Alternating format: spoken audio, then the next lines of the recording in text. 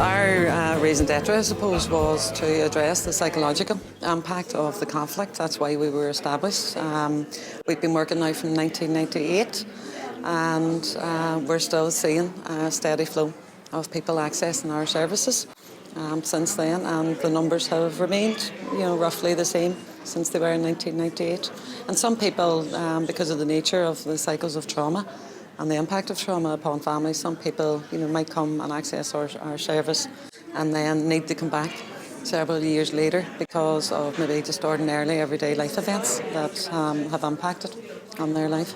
Any kind of normal life event like a wedding or a birth can trigger painful, hurtful memories for a lot of people, and then it really comes down to their ability to cope with those normal life events, because that's really what has been impacted and disrupted.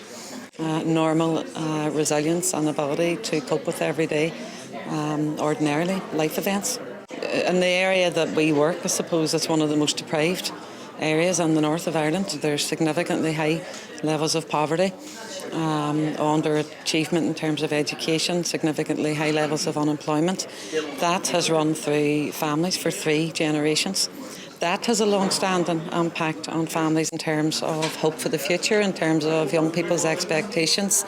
It also has an impact then if someone has, on top of that, also lost someone in the conflict, or has maybe lived with someone who has spent 20 years in prison as a result of a conflict-related incident or been injured. That then can disrupt life in a very significant way, because people really don't have the coping mechanisms to be able to live every day. So I think what we need to look at is removing the stigma around mental health, ensuring that the delivery of mental health services, and particularly psychological trauma arising from the conflict, is community-based. That's where people feel most comfortable. We need to work in partnership with the local statutory services. For 20 years, the community and voluntary sector has been given resources to professionalise itself, to develop and enhance its capacity to deal and treat even chronic post-traumatic stress disorder.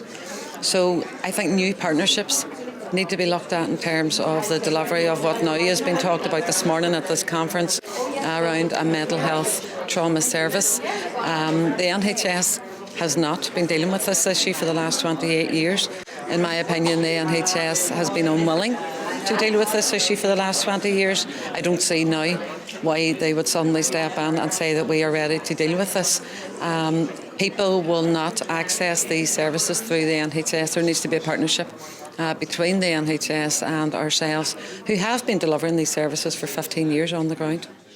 I manage the Trauma Resource Centre, which is a statutory provision within the Belfast Health and Social Care Trust. And our remit is to work with those who've been traumatised by the Troubles and who present with complex post-traumatic stress disorder. We still continue to get people who, for example, are under death threat. But most of the work we do is historical. It would be people who have lost loved ones in the past. The interesting thing about our project is that 75% of our clients are male. And that has been, from our onset of 2005, that's been part of what we provide. We've also had people who themselves were involved in the Troubles, so it makes us a bit unique in that sense. When someone comes to us, we just recognise them as someone who's trauma. And very often we find it's not the actual trauma that is the difficult part, it's their experience of it and their perception of it.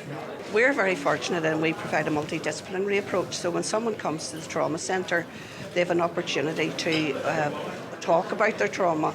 They also have an opportunity to get occupational therapy, which is about reconnecting and stabilisation, looking at their functioning, because trauma impacts on every aspect of your life.